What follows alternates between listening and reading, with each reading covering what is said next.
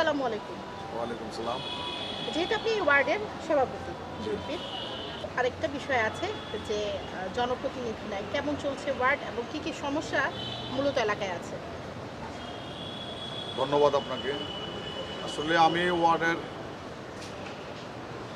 বিএনপির সভাপতি, ওই হিসাবে আমারও একটা দায়িত্ব আছে।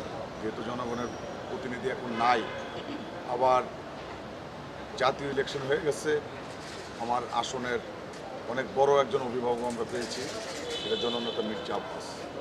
অভিভাবক নাই বললে হবে না, অভিভাবক আছে, আমরা অভিভাবক আছি, কিন্তু ওয়ার্ড ভিত্তিক যে অভিভাবক ইয়াগুলি থাকে, ছোট ছোট যারা দায়িত্বশীল থাকে এরা নাই। এখন সিটি কর্পোরেশনের আন্ডারে প্রশাসক আছে, আর প্রশাসক আগে ওরকম কাজ করতে পারে নাই। আলহামদুলিল্লাহ এখন নতুন করে আমার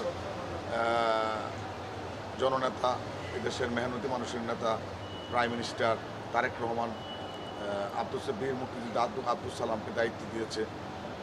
আমি মনে করি এখন আর মানুষের যেই দুর্ভোগটা ছিল, এই দুর্ভোগটা এখন আর হবে না।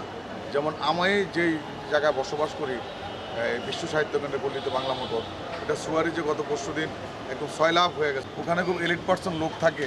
আমাকে জানানোর পরে আমি তাৎক্ষণিকভাবে ঢাকা দক্ষিণ সিটি কর্পোরেশনের যেই ইঞ্জিনিয়ারদের এবং যারা কাজ করে তাদের নাম্বার ছিল, আমি ফোন করার সাথে সাথেই দেখি তারা অ্যাকশন নিয়ে নিচে গাড়ি পাঠিয়ে দিচ্ছে, আজ পর্যন্ত একদম পরিষ্কার করে দিচ্ছে। আমার মনে হয় যে আসলে অন্তর্বর্তীকালীন সরকার ছিল তো ওরকমভাবে সবাই দায়িত্ব নিয়ে কাজ করে নাই, আর ছোটো পরিসরের একটা সরকার ছিল। এখন আল্লাহর রহমতে মন্ত্রিসভা হয়েছে, আমার নেতা প্রাইম মিনিস্টার হয়েছে, এবং তাদের যে দেশপ্রেম, শহীদ প্রেসিডেন্ট জিয়াউর রহমানের যে দেশপ্রেম ছিল তারই তো সুযোগ্য সন্তান, খালেদা জিয়ার যে দেশপ্রেম ছিল তারই তো সুযোগ্য সন্তান তারেক রহমান এখন দেশের প্রধানমন্ত্রী। আমি মনে করি ইনশাল্লাহ আমরা যারা আছি তৃণমূল থেকে ওনাকে যদি স্টেপ বাই স্টেপ আমরা হেল্প করি, কাজের কোনো ঘাটতি হবে না এবং মানুষের দৌড় করে আমরা পৌঁছে যাবো এবং সেবা দিতে কোনো সমস্যা হবে না। যেহেতু সামনে স্থানীয় সরকার নির্বাচন এবং খুব শীঘ্রই হয়তো সিটি কর্পোরেশন নির্বাচন হবে, সেক্ষেত্রে আপনার ওয়ার্ডকে নিয়ে আপনার কোনো পরিকল্পনা আছে কিনা? ধন্যবাদ আপনাকে একটা ইম্পর্ট্যান্ট প্রশ্ন করার জন্য। আমি আসলে দীর্ঘদিন বিএনপি করি এবং আমার উত্থানটা ছাত্র দল, যুব দল, আমি স্বেচ্ছাসেবক করি নেই। তারপরে আমি মূল দলই প্রায় আজকে 25 বছর, আমি 36 বছর বিএনপি করি, 25 বছরে আমি মূল দলের সাথে জড়িত। আমি অনেক তৃণমূল থেকে উঠে আসা, আমার বাংলা মোটর ইউনিটের 16 বছর আমি ইউনিট সভাপতি ছিলাম।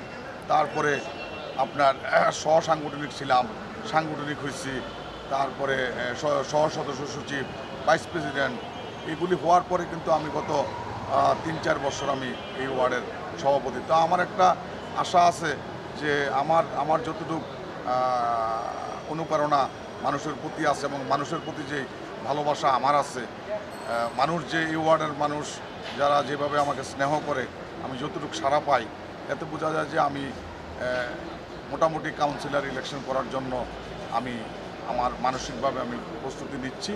এবং দলের যারা নীতি নির্ধারক আছে, আমার অভিভাবক আছে, তারপরে এখন তো প্রধানমন্ত্রী আল্লাহর রহমতে খুব চৌখসভাবেই আমার মনে হয় স্থানীয় সরকার যে ইলেকশনগুলি এগুলি নীতি নির্ধারক ওইভাবেই উনি ঠিক করবেন। তবে আশা রাখি যে আমার এই পলিটিক্যাল জীবনে আমার ওই ধরনের কোনো বদনাম রিউমার নাইও, এবং ভবিষ্যতে আমি করব না। আমি শহীদ রাষ্ট্রপতি জিয়াউর রহমানের আদর্শের একটা দল করি এবং সেই আদর্শ আমি লালন করি, সেই আদর্শ আমি নিয়েই আমি আমার রাজনৈতিক প্রেক্ষাপট করতে চাই, পার করতে চাই। এবং সামনে যদি স্থানীয় সরকার নির্বাচন হয়, ইনশাল্লাহ আমিও সবাইকে বলতেছি এবং সামাজিক ছোটোখাটো যতটুকু আমার ক্ষমতা আছে ততটুকু কাজ আমি সামাজিকভাবে করতেছি। এবং তারপরে যখন সময় আসবে আমি আমার দলীয় নীতি নির্ধারক যারা আছে, আমার সিনিয়র যারা আছে, তাদের কাছে আমি আমার এই অভিমতটা আমি ব্যক্ত করব এবং সেটা দল কী সিদ্ধান্ত দেয় আমি দলের সিদ্ধান্ত অনুযায়ী আমি কাজ করব। তবে আশা আছে যে আমি কাউন্সিল ইলেকশনটা করব ইনশাআল্লাহ।